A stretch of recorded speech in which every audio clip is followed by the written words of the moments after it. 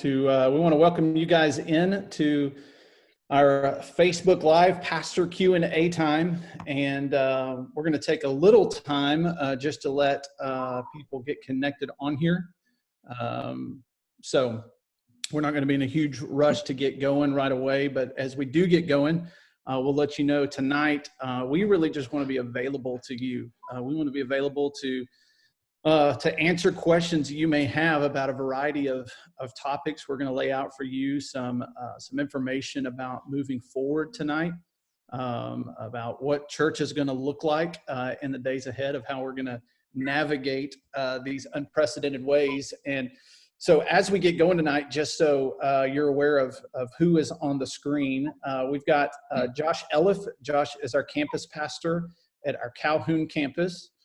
We have Frank Valenzano. Frank is the campus pastor at our Fairbanks campus. And then we have Brandon Rodgers. Brandon's going to be helping us tonight with questions. Brandon's our director of media and communications here at First West. And so obviously with the shift that we have made from not meeting physically to meeting online, Brandon is playing an important role. He does already, but is playing an important role in the life of our church. And so again, we're going to jump into questions. We're going to take questions from you tonight, and I want to encourage you, if you're watching this tonight and you're part of the First West family, feel free to in the comments tag somebody down there that's a part of our church, or to text somebody, make a phone call. We are recording this, so we will make it available to our people that are not on Facebook, but we just wanted to be able to connect with you tonight, and we're thankful for technology that allows us to do it. As you can see, we are practicing our social distancing tonight. Brandon in his office, myself in my office, Josh in his office, and Frank is at the beach. So not really, he just looks like that. But before we jump in and get going, Frank and Josh, especially being our campus pastors, why don't y'all just take a moment to just kind of share a little bit about yourself. Frank, why don't you go ahead? Yeah, my name is Frank Valenzano. I've been the campus pastor since May of 2018. Married to my wife, Ann, for the last 17 years. We've got 3 kids, Abigail, Ethan, and Deacon, and raised in West Monroe, but was in Baton Rouge for 15 years. Moved back 2 years ago. Excited about just what the Lord's doing, even in this unique period of time, just where we're living differently. Definitely living differently for where we are in this season. Awesome, Josh. Yeah, so Josh Elliff, I'm the campus pastor for the Calhoun campus, and my wife and I moved here with our 1-year-old daughter in 2016 to kind of start and launch this campus. And now we're a family of 5. So I have a daughter, Evelyn, who's 4, a daughter, Clara, who's 2, and a newborn son, Jonathan. And we have loved getting to be out here in the Calhoun community and see the church grow out here. So it's been fun. Awesome. Very thankful for these guys. Brandon, real quick, just share a little bit about you, man. Yeah, so I've been on staff at the church for 5.5 years, came right after Michael started as the lead pastor, and married to my wife, Candy. She sings a lot here at the West Monroe campus, and we're finalizing an adoption in the next couple days and weeks with a 1-year-old boy. So we'll see what happens to the coronavirus for that to play out. But just in the coming days, we'll finalize our adoption. So he's almost today, as I was social distancing and officing this morning at my house, he's very close to walking. So I count that as a win today. That's all. That's great.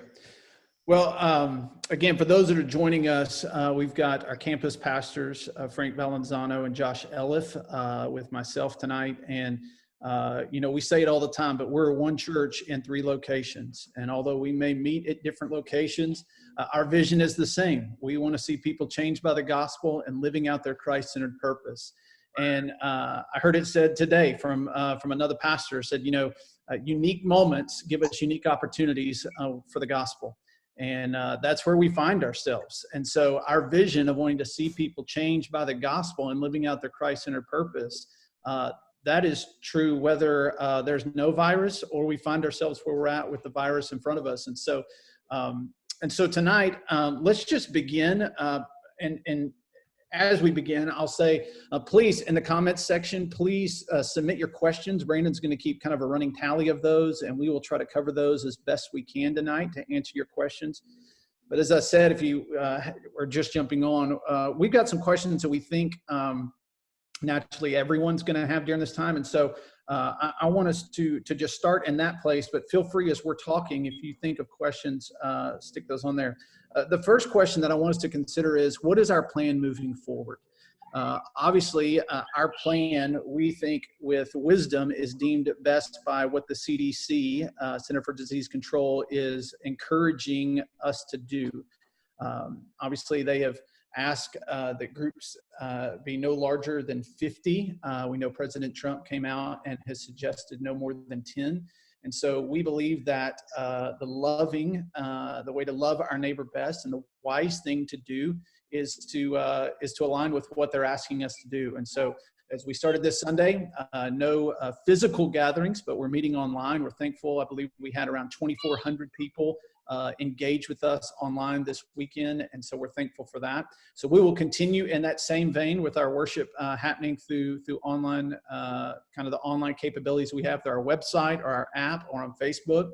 I would encourage you something to think about with our worship services is for you to not only set time aside to make sure that you are worshiping as a family or as an individual, but also if you're watching it on Facebook, create a, what do we call it, guys? Watch party. A watch Party. Yeah, create a watch party. And what that does, that invites people in your life to jump in and watch with you and have conversations with. So it's a great opportunity to extend the reach of the teaching of God's word and worship. And so I want to encourage you with that. So worship will continue on. People may ask, how long is that going to happen? We don't have the answer for that yet. I was on a conference call with the governor. I'll talk more about that in a moment.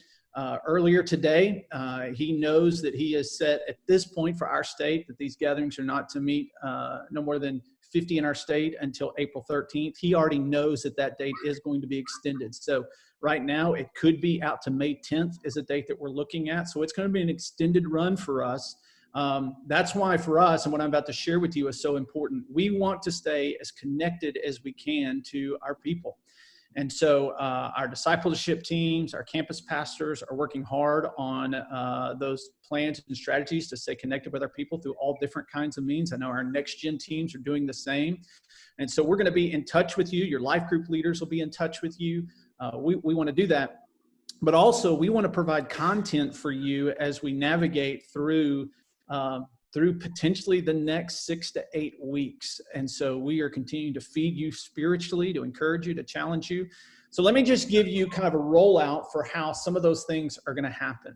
What we're looking at is on Mondays, we're looking at doing a debrief with our preaching team about the previous day's sermon. So whether that's me preaching or Frank preaching or Josh preaching or one of our other pastors preaching, we'll take time Monday as a preaching team to sit down, probably during the lunch hour. And we'll have about a 15-minute, 20-minute conversation, probably just critiquing really hard the guy who preached, not really, but just talking about what are takeaways from it and what's some more application. And so we'd love for you guys to jump in and to be a part, engage with us in that as we talk about where we're at walking through the book of Joshua. So that'll happen on Mondays. On Tuesdays, we're going to take time to hear people's stories and to hear input from others. Sometimes that'll be Frank interviewing someone from the Fairbanks campus, or Josh having a conversation with someone at the Calhoun campus, or maybe it's myself or Mark Finn or someone else talking with people in our church and how God's at work in their life. Maybe it's people who have found a unique way to serve. Maybe talking to civic leaders of what's happening in our parish, what's happening in Northeast Louisiana. It may be talking with people in the finance world of, hey, how do we help navigate these days if we're an hourly worker and or we're a small business owner. And so we want to give the opportunity for you to hear people's stories, but also to give you practical helps and practical insights on what's happening in our community. So that'll be on Tuesdays. On Wednesdays, I'm going to let Josh, you or Frank kind of speak to that of where Wednesday nights will go from here. We won't necessarily do a Q&A every Wednesday night. We thought it was important to do it tonight, but Josh or Frank, whoever wants to take that, of kind of what Wednesday nights are going to look like. Yeah, so as Frank and I have kind of talked and prayed about it, one of the things we thought over maybe the next 6 weeks is just ways to equip our church family. And so over the next 6 weeks on Wednesday nights, we'll have a time where we live stream and and maybe even pass that around some of the staff. But we'll share opportunities for you to learn how to study the Bible, how to pray, how to fast, some other spiritual disciplines. Maybe it's how to meditate. I mean, we can be isolated in this time, but how do we take that quietness and turn that towards the Lord? And so giving some opportunities for our church to learn how to do that better practically. And I think it's going to be a really great thing that will equip you for years to come. Awesome. So we'll be getting you more information on that, but be a real practical time where one of our pastors are really trying to equip you and help you with the spiritual disciplines in our life. Then on Thursdays we'll have the opportunity for myself or Mark Finn, our campus pastors, will be just giving kind of a campus update, a time for us to share with our campuses, maybe a quick devotional word or any information specific for our campus. And so that'll be happening on Thursdays.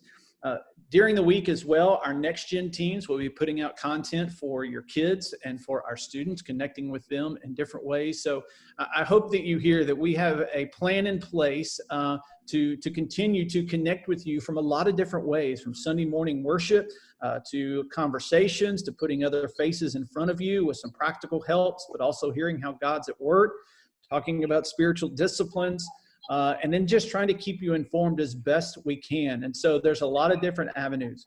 One of the things I also want to talk about briefly is life groups. We know we're hearing questions about what do life groups look like in the foreseeable future. We are thankful for life groups, and we know that life groups in many ways are the heartbeat of our church, regardless of what campus you're at. But we, at this point, have made the decision that we are strongly encouraging life groups to not meet together physically for the foreseeable future.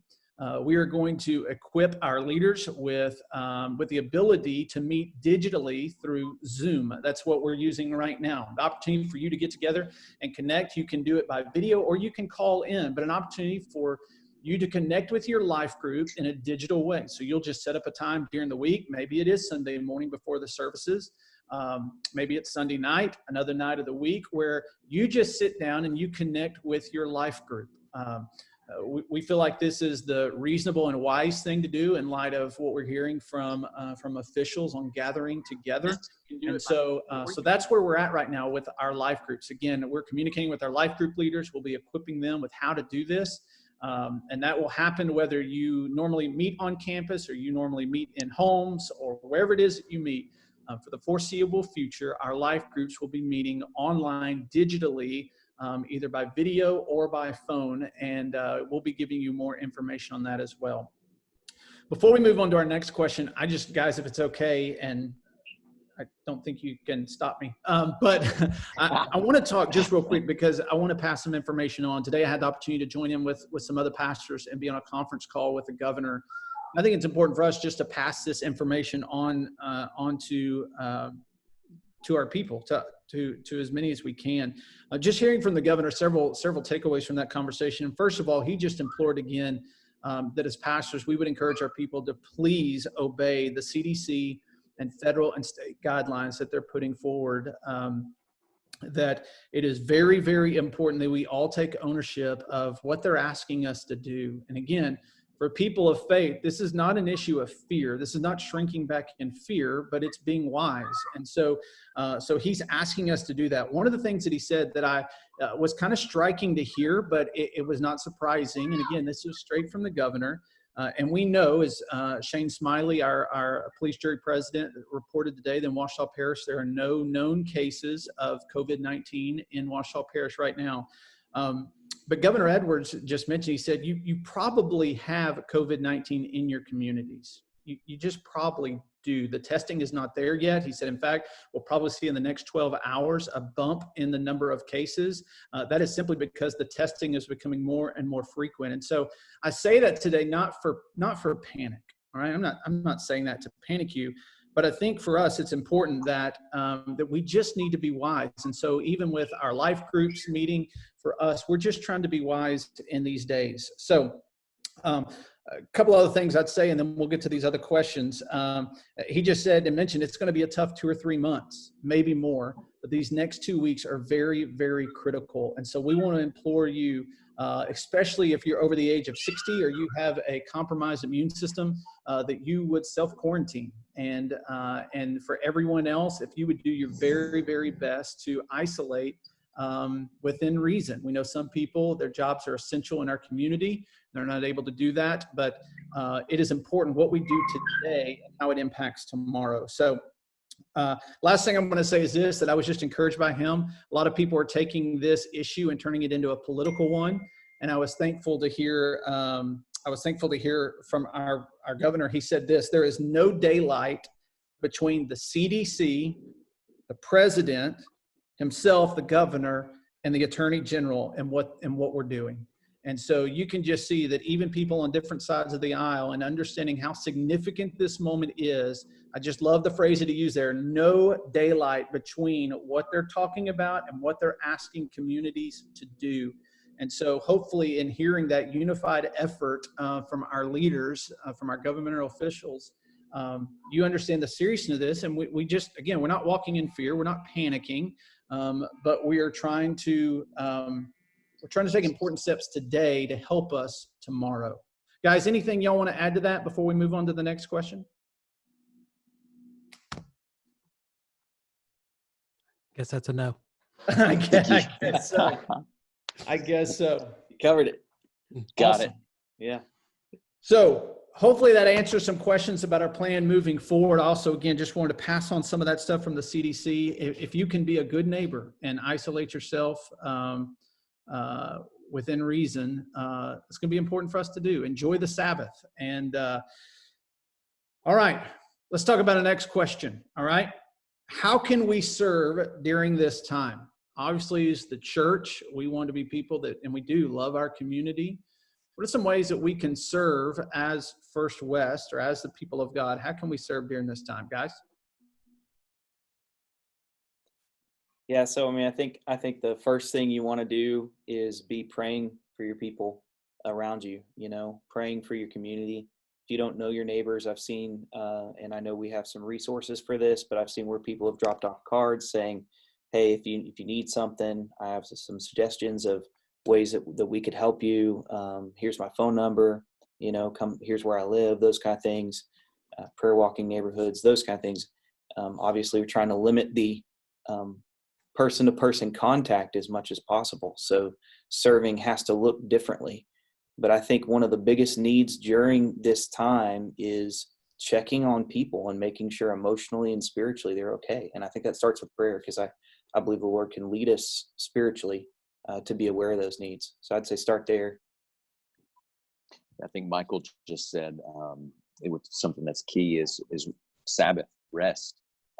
Figure out what that looks like for you, what you need to rest from. I think it's one of the things that probably coming out of this, we'll say, man, we miss the rest, we miss the time away. Because of, I think it's one of the commandments that we have just failed to follow, because we live in a busy world. And so I think finding ways to rest, finding ways to lead our children and our families to rest, but also then I think just putting our ear to the ground and hearing what's happening in our neighborhood, with our friends, with our families, with those who are in our church, outside of our church, how we can just basically meet the basic needs and love our neighbors well through this season. Right. I think, for us, many people look at this and say, man, it's a shame that the church can't meet in a building. But you can look at it from another perspective and say, this opportunity for the church to be unleashed, opportunity to be serving. And so, again, we're asking you to use wisdom and to use caution as you do that, but don't wait for permission for us to serve a neighbor. Right. Be proactive in finding those opportunities, texting or calling. We've got some Hello Neighbor cards that we're going to be putting out, making available to you, that you could fill out your information and put it on your neighbors' porches and just say, hey, here's my number. Here's the address I'm at. If you need help in the days ahead, here's my contact, and I'd be more than happy to help you. I know just some practical needs in our community. The food bank, I believe, has said that they will be taking non-perishable food items to help provide in times of food shortage during these days. Also, Live Share, I was just contacted by Live Share yesterday that they're in need of blood. And so those are two ways that you can serve in our community right now. But we'll continue to be talking with you and giving you ideas and giving you helps of how we might be able to serve. All right. Yeah. Hey, one more thing I'll just mention to that is I've seen where some people have started up this NELA Needs group, and it's a Facebook group that's open. A lot of people are joining it right now. You can just go search NELA Needs, and it's a place for people to post needs as well as to say, hey, I'm willing to meet those needs and put relevant news information. And so definitely something all across the parish that we can utilize and push people to. And as the church, like you said, meeting our community and right where they are and getting involved where they are. Right. All right. Let's go to the next question. Man, as the church, we're walking through this. Is there a precedent for this? And the church handling this? Is there a precedent for what we're walking through and how the church handles this? Yeah, I feel like I'm probably the one that got the most homework to do in this moment, as I'm as my question has facts to it. But I think there's some great articles that are out there on 9 Marks. There's some other articles that are on the Gospel Coalition website. Just knowing that we've gone through things of this nature before. 1918 Spanish flu in Washington D.C.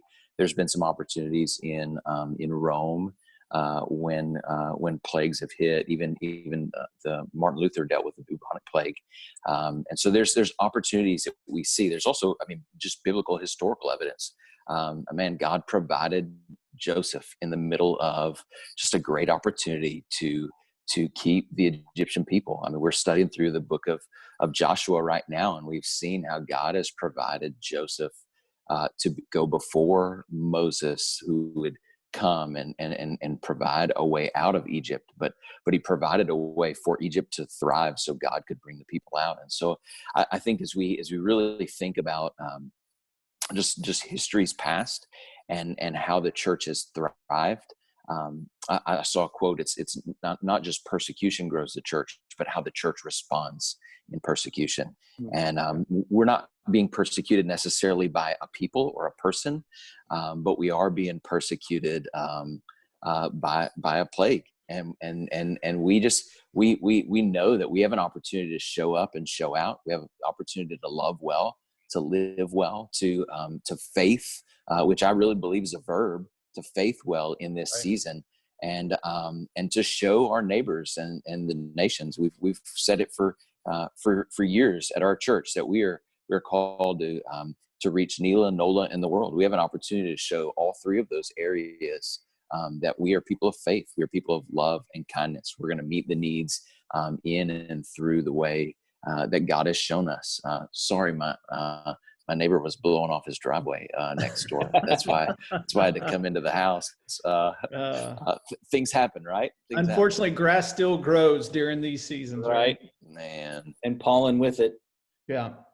Well, and I know you referenced that article about the Spanish flu. It was during that season, the government came to churches and said, we're going to ask that you would suspend meeting together for a temporary time. And the churches did that because they felt like it was the best thing to do, the most loving thing to do for the general population.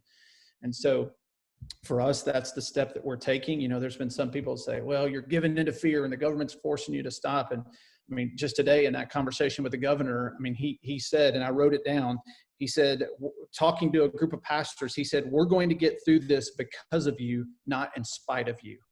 And I just thought that was a great statement. I'm grateful for having a man of faith leading our state right now. And he said, listen, he understands the important role that the church plays. He knows that in our state firsthand with how often when hurricanes hit, it's the people of God that are right there on the scene first helping. And so we know it is a temporary thing. We don't know how long that temporary is, but we are going to make the most of it. And like you said, Frank, we're going to trust that the gospel is going to go forward during these days as we step up and serve people during the season. Hey, let's do this. Let's go. We'll do kind of one more question, and then Brandon will jump to some questions that are being offered. How's this impacting you personally, guys? How is this, man, just what are you seeing as you guys are navigating kind of a new reality with the coronavirus? Well, I'll say I was really encouraged as some of our church members became aware of needs. Like you were saying earlier, don't wait. And they jumped in, and one of them posted on that NELA Needs page, and within a few minutes, there were 30 comments of people offering to help take care of needs for a family who lost their job because of the coronavirus. And so seeing that was really encouraging. For me personally, I have a car that's just decided to kind of quit on me, and my neighbor was checking in on my wife and said, "Hey, do y'all have any needs?" And my wife just kind of casually mentioned that. And she said, "Well, hey, I'm a teacher. I'm not working right now. If your husband needs to use my car, he can use it." And so I drove it here to get to the office tonight. And so just really neat to see the community coming around.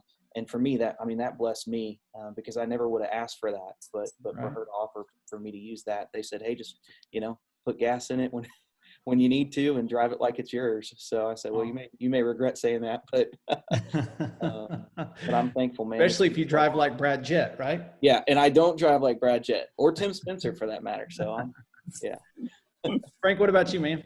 Yeah, jokingly, we said grass keeps growing. So I was trying to get some yard work done yesterday evening and trying to just get my ditch to drain. So I'm out there with a shovel.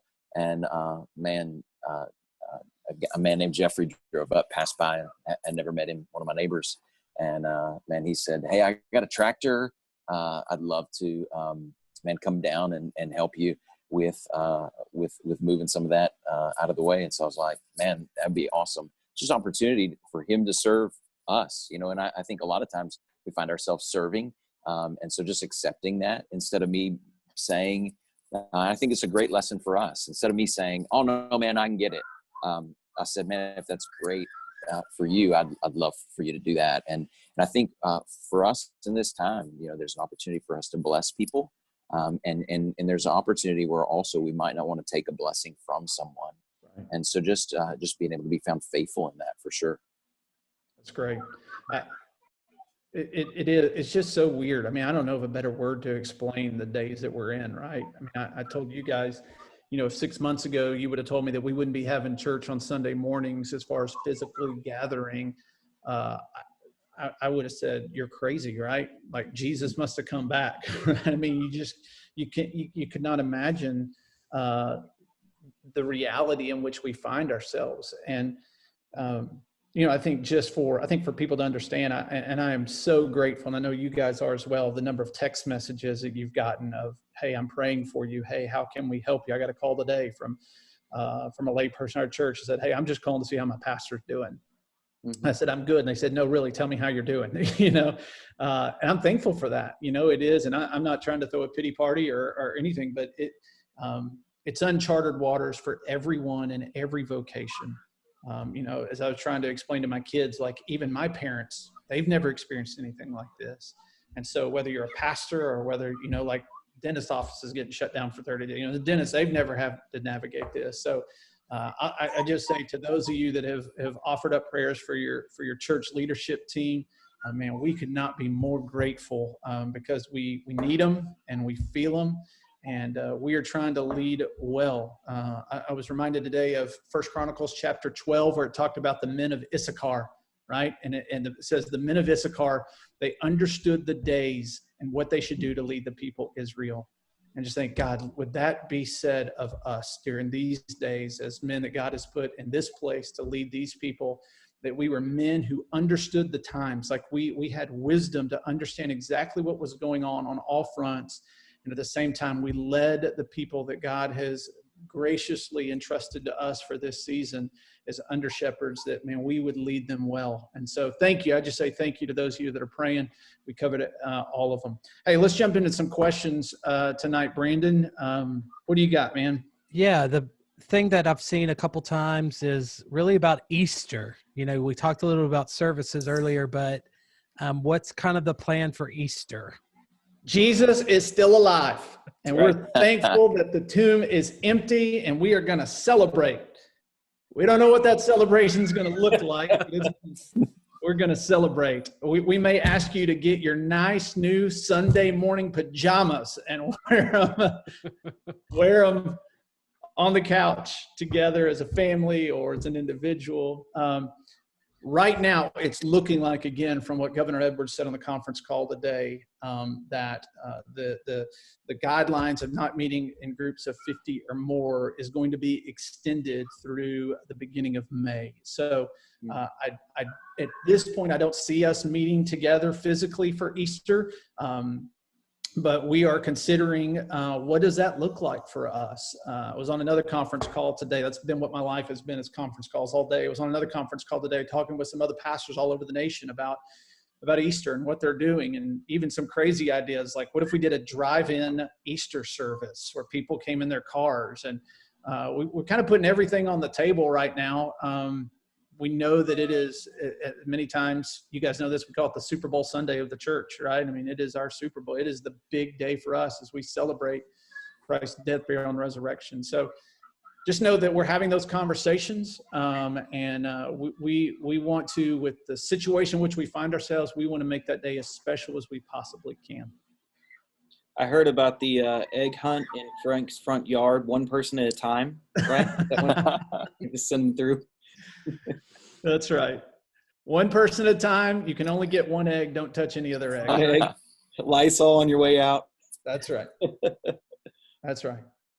Hey, another question that we have is just maybe, there's we've seen a lot of social posts and things like that from moms, particularly already worn down, dealing with their children for 3 days into this, and so what will you guys say about kind of leading families during the season? Yeah, so I think there's a couple of things as you think about your family in this season. One is to take breaks as a family. It's easy in this busy season when things have slowed down to get busy online and then spin up a lot more things and be distracted. And so take breaks, turn off the TV. Maybe you make a rule that you say, hey, we're not going to have phones at the dinner table. And when we're at the dinner table, we are going to sit down, we're going to eat together, and we're going to talk. Capture the small moments, ask questions, praying together in those little moments. And one of the things that I love to do with my girls, I mean, Evelyn is 4, and I love to just ask her to pray. Hey, do you want to pray right now? Just let her pray and ramble on as long as she wants to ramble, but showing her the importance and the freedom that she has to pray. Additionally, maybe setting a devotional time for your family and being consistent with that. We have resources in our Facebook, through our Facebook pages. We have resources for students and parents and kids, and we push out videos and stuff you can watch, and you can be looking for those resources as well.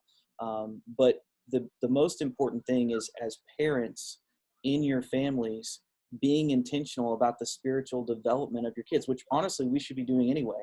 But now more than ever, what an opportunity to do that. And one prayer I want to encourage you to pray when you wake up in the morning is, Lord, turn my heart to the ministry of, and then fill in whoever's in your circle, fill in the blank there. Lord, turn my heart to the ministry of my wife.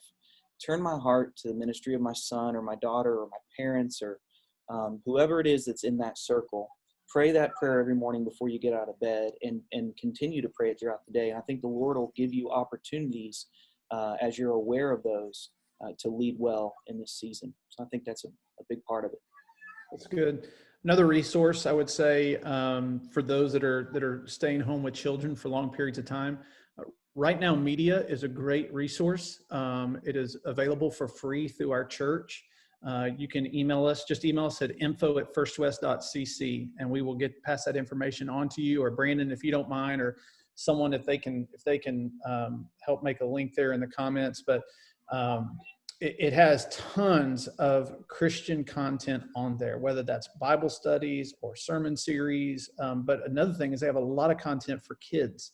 So instead of just giving your kid a remote and them taking off to, or giving them the iPad and them heading off to YouTube, it provides stuff that is that can be helpful. So I know that is going to be a real challenge. Right now we're enjoying the kind of adrenaline of, man, things are going to be different. But 4 weeks from now, 6 weeks from now, I already read a post today where someone said, asked how homeschool was going. They said, I've already expelled both kids and the teacher has quit. So, I think that's going to be, it's going to be hard. It's going to be hard. And we're thankful for those caregivers at home that are doing that important job. Yeah, I would say I definitely have left an email address in the comments, info@firstwest.cc if you need access. But we'll also, I'm working, part of my job is the website. And so I'm working on building kind of a very clear page that you guys can connect in and with kind of how do you connect with the different ministry areas of our church. And I'll make sure that we put that piece into that as well. So right now media is really great. Great. Brandon, you got another question? Yeah. So we're on social media right now, guys. Like we're Right. live on social media, but what are, like, if we're not careful, I think about the movie WALL-E, where everybody ends up on chairs floating on a spaceship, And so I'm a little concerned, but I think we all would be concerned. Like if our world is going to be shut down at some level for the next 6 to 8 weeks, what are some of the dangers that we could fall into in the coming days? Yeah. Particularly on social media. Yeah, and we actually talked a little bit about this actually earlier today, and I think the way we best summarized it, and Frank, I'd definitely love you to speak to this, but we talked about the difference in connecting on social media and living on social media. There's a difference there. So Frank, why don't you kind of expand upon that a little bit? Yeah, I think we want to, Michael said it clearly, we want to live in the space where you are to give you resources, be beneficial for you. But we know that for lack of a better term, Facebook, Instagram, social media can just suck our time away. It can just really, we'll find ourselves there for multiple hours, even possibly if you just go through. So we definitely want to be able to resource you, but it's kind of one of those things where I'm not tech savvy, but I've been able to use downtime on my phone and be able to lock apps at a certain time to really make sure to not let it get to be a distraction in my life. And so there's some real practical helps on your phone to set timers. I think just maybe even asking somebody to hold you accountable in that would be able to text you and say, hey, are you spending time in the most important things that you can? There's also the danger of just misinformation. I think we see things in Facebook or social media world, and we grab the thing that we like and throw away the thing that it really says. And so we just want to make sure that we're not getting misinformed. Also, just know, like we can also get just polarized by those opportunities that then we think of someone as a negative or a positive, and we just really want to really push just the right information. And so trying to be a benefit in social media spaces instead of being a detriment to your family. I think for the next generation, it's something they've lived with and they've had their whole life, and so just trying to be a benefit to them to limit it. But also let them use it in ways. And I know tonight we spent some time at 6 o'clock with our 2 kids that are students and watched Roy from our campus be able to share live, and it was beneficial. I hope it was beneficial for our kids to walk through and to just see that this is not a normal time, but there is hope, there's faith. So there's opportunities for beneficial opportunities to give to our people. I think. Also, I would say, not just social media, but these Zoom opportunities we have for life groups are beneficial. Mm-hmm. So download some of those things. Maybe you've gotten off social media or gotten off Instagram. Maybe you need to just put some timing around that and really engage back again. Just be wise about it. Yeah, there's definitely a tension point there, right? That in these days, and especially if the quarantine thing moves even stricter, you're going to want to have some outlet. And I'd love, Brandon, before we ask the next question, I just want to kind of circle back to, Josh was sharing about the importance of families and how families can connect and how you can lead your families of setting time aside. We also understand we got a lot of people in our church that don't live at home with a family. Either they're single or they're they're a widow, and maybe for you you're struggling, especially if you're a senior adult and you're just thinking, man, I'm worried about getting lonely, or I'm worried about no one checking on me. I just want to speak to that real quick. One, I want you to know how important it is to us to be connecting with our people. And so I'm thankful that this was already in place, but one of the things that we take of most importance is the widows in our church. And so our deacons were already assigned widows that they keep up with regularly to be available to our widows, and they're going to continue to making those follow-ups, but also our staff just following up with people to connect with people. So no, it is our heartbeat not to leave anyone feeling like they're on an island during these days. But I would also say that if you're in that situation and you find yourself thinking about the amount of time that you may have by yourself in the weeks ahead and really feeling anxious about that, I would just encourage you to recognize that there's other people in a similar situation that are feeling the same thing. And this would maybe be a good opportunity for you to see a great ministry opportunity in front of you and say, you know what, I'm going to make sure that none of my friends feel that way. So I'm going to be the one to pick up the phone call, or I'm going to be the one to connect through text message, or I'm going to make sure that I'm doing my part to make sure no one feels like they're on an island. And that's the incredible thing. It's one of the beauties of the church is that we are one big family, right? And so I would just encourage you that if you're in that place and you're anxious about the weeks ahead, one, just know your church loves you and we want to connect with you the best that we can. We also want to encourage you, feel the freedom to be that person that says, I'm going to make sure that I think about people in my life that are single or widows. I'm going to go out of my way to make sure I stay in touch with them so that they don't have the opportunity to feel that way. So, Brandon, what you got? Yeah.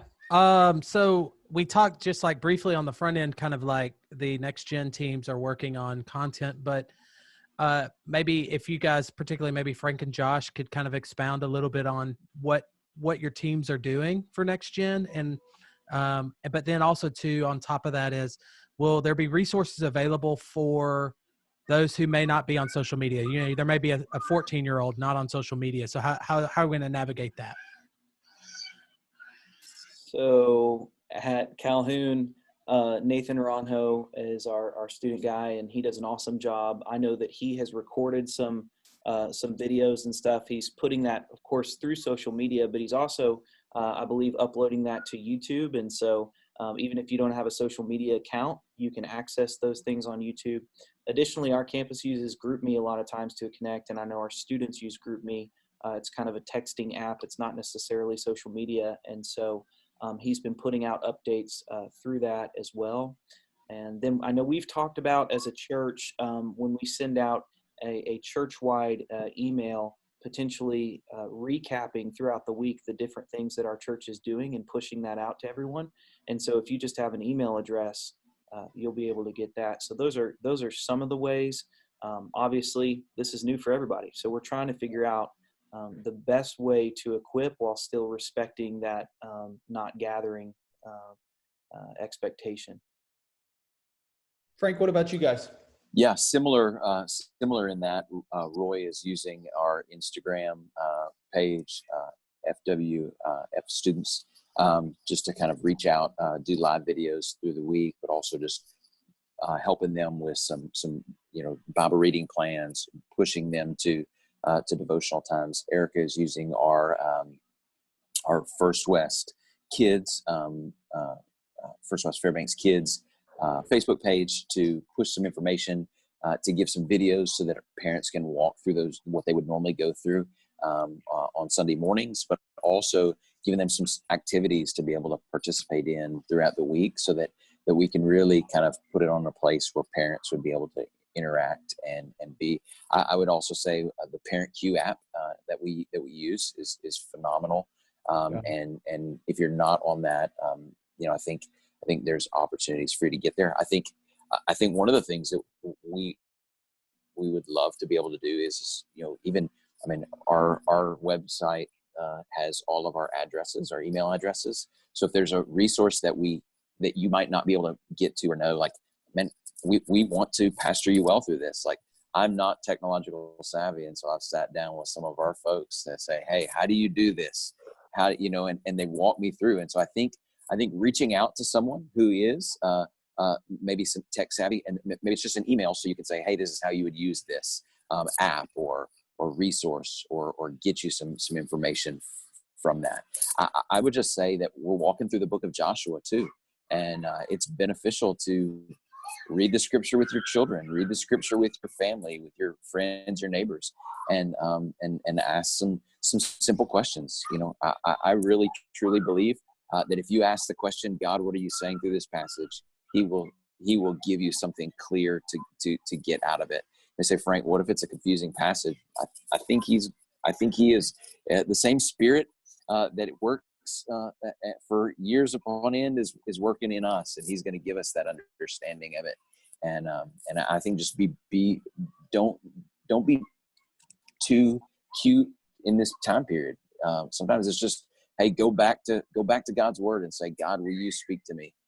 And he will use, he's used donkeys before. He's used prophets. He's used preachers. He will speak to you in some way, shape, or form. That's good. Well, I think you made a great point, Frank, just that we are navigating this for the first time. And so there may be some things we're doing in 2 weeks different than we're doing right now, because we see, hey, we can be doing this better. We can be resourcing parents better. And so I would just ask you to be patient with us as we try to figure that out. We definitely want to give you more resources than less, but we don't want to overwhelm you so much that it just becomes white noise. So I'm grateful and have full confidence in Mark Cole and our next gen team at all campuses that are going to be given leadership to this today. I know my wife received a phone call today from someone in the next gen ministry just checking on us. And so, we'll be adamant about connecting with our preschoolers, our children, our students, their families, and just doing whatever we can to resource you during these days. But parents, I would say it's a great opportunity for you to take on that mantle of the spiritual leader in your home. You don't have to have a seminary degree. You're not maybe going to say everything just the right way. You may not pronounce all those Old Testament names the way they're supposed to be. Here's a little insight for you. We don't either, right? We're giving it our best shot. But just encourage you, take the reins and go for it. And we'll do our best to come alongside you as we do that together. Sweet. So I think that's pretty much kind of the question part of our time. I would say as we kind of wrap up our time, maybe in the next couple minutes here, just each one of you guys, if you guys could provide some encouragement. I know it feels, we're 3 days into this. It feels kind of strange. And I know that's how I feel. And so what sort of spiritual encouragement would you guys give to our church family? Who wants it? Yeah, who goes first? I'll take. I just, I've been reading in Psalms just because there's a lot of encouragement in Psalms, and was reading in Psalm 40 just a little while ago, and reading in verse 4, it says, "How happy is anyone who has put his trust in the Lord and has not turned to the proud or to those who run after lies. Lord my God, you have done many things, your wondrous works and your plans for us. None can compare with you. If I were to report and speak of them, there are many more than can be told." And so, and I think with all the information going around, swirling around us, that's scary and overwhelming, just knowing that God is greater than those things and that he is here in this moment. And at the depths of what you feel, God is there. In the isolation, God is there, and he is working in ways that we don't see.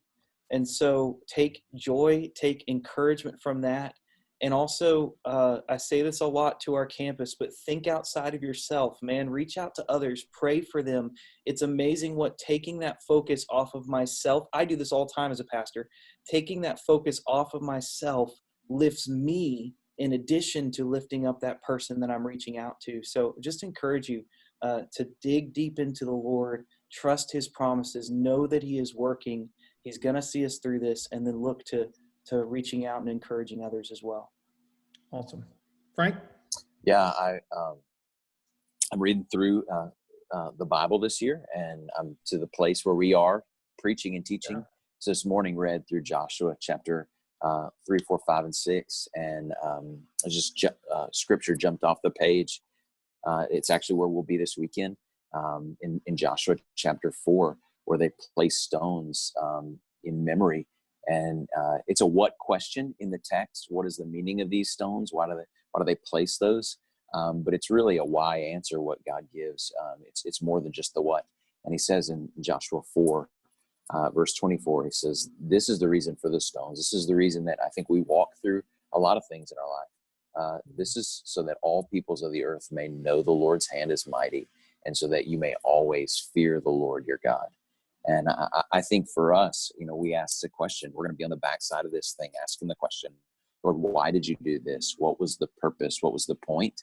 And I think the answer is so that peoples of the earth may know him, and so that we may fear the Lord. And so really that fear is a revering of the Lord, of knowing him, that it is really him that is above all things, and that he is from the very beginning reached out to all nations, and that all peoples may be blessed through us as our obedience. And so it's just an encouraging word. God is using us in this time to help people know that he is the Lord, he is mighty, he should be revered and even feared, because he holds all of time and future, past, present, and future in his hands. Right. And we can rest in that, and we can trust him and know that he's going to make a way. And sometimes that way looks different, as we're on social media tonight. This is not how I had to spend my Wednesday typically, but it looks different, but it is still his way, and we can trust him in that. Awesome, man. I'm grateful for you guys and just both of you, your shepherding hearts, and man, just a great word. I was reminded this morning of 1 Thessalonians chapter 5, verse 14. I think it's a great word for us, just where we're at as believers. But Paul writes to the church, and he says this, we exhort you, brothers and sisters, warn those who are idle, comfort the discouraged, help the weak, be patient with everyone. I mean, just the imperatives that he gives us there. I mean, just so right on for this moment, right? To encourage the idle. And if this is not causing people to think spiritually, there's not much that can, right? I mean, people that thought they had control over everything, and now that control's gone. Comfort the discouraged. As I said, there's going to be people in our church and outside of our church that they're just discouraged. People because of financial situations, or I know there was a wedding that I was supposed to do in 2 weeks. And in fact, I talked to 2 different people that I'm supposed to do weddings for over the next couple of weeks, and just discouraged of something they've looked for their whole life. And we have the opportunity to speak courage and to speak life into that, to help the weak. That's one of the things that you guys mentioned, that NELA needs group on Facebook, just the opportunity to help people in their time of need. And then to be patient with everyone. When you get to the store and there's no more cupcakes, and there's no more, that would just be Tim Spencer, but there's no more of the essentials, right? Just be patient with everyone. And as we kind of wrap up tonight, again, thanks for hanging out and joining us. Psalm 34:1, not 1, but in Psalm 34, I sought the Lord and he rescued me from all my fears. And just encourage you guys, would you seek the Lord, as Joshua was saying, would we just seek the Lord? Would we turn to his word? And would we, when we turn to his word, we're reminded of who he is and that he is in control and that we can trust his hand. So just to recap tonight, as far as moving forward, our services will still be online on Sundays for the foreseeable future, more than likely till the beginning of May. We're taking that week by week, but it looks like that's probably going to be the case.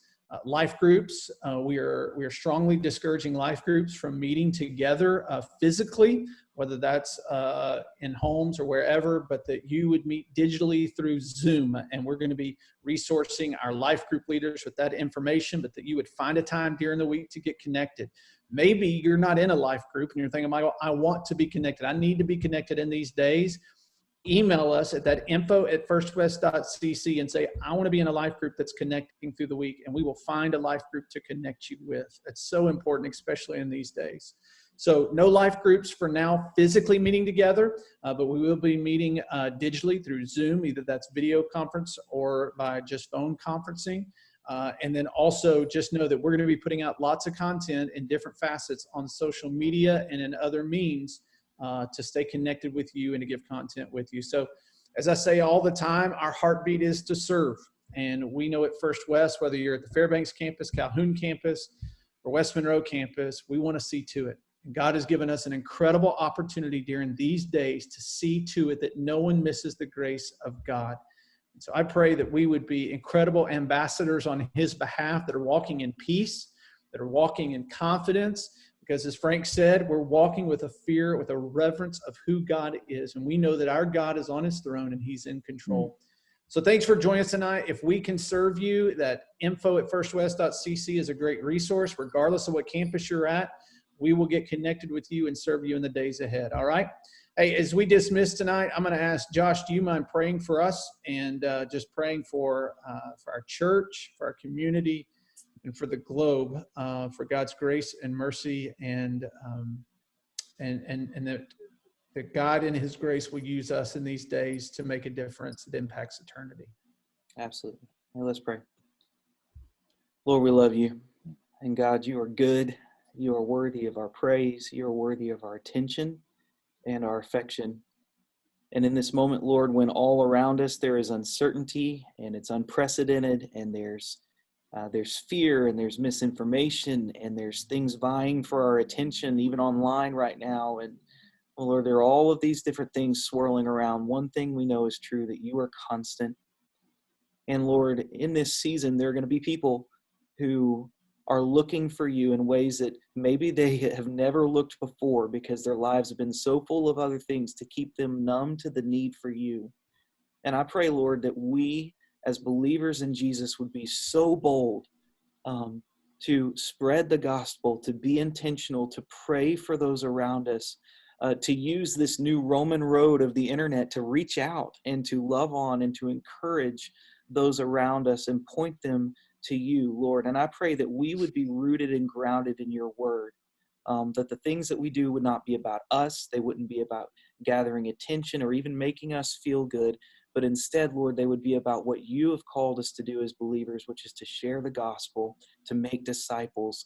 And Lord, that can happen in a bunch of different ways, because over the centuries it's happened in a bunch of different ways with all of the technology that's come in the different seasons of the church. And now, Lord, is a new season of the church for right now. And I pray that we would use it as best we can to love on others, to point them to you, and to glorify you in the days ahead. Lord, protect our families, be with our president, be, Lord, with those who are leaders around this world, to have wisdom and to lead us well, and help us, Lord, to honor them as they seek to lead us. They have a difficult task.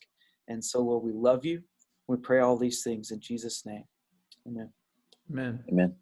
Thank you, Josh. Thank you, everyone, for joining us tonight. Again, if we can serve you or you have more questions, we want to stay connected and available to you in the days ahead. So know your staff loves you. Your pastors were praying for you. We want to be available to you however we can in the days ahead. All right. God bless.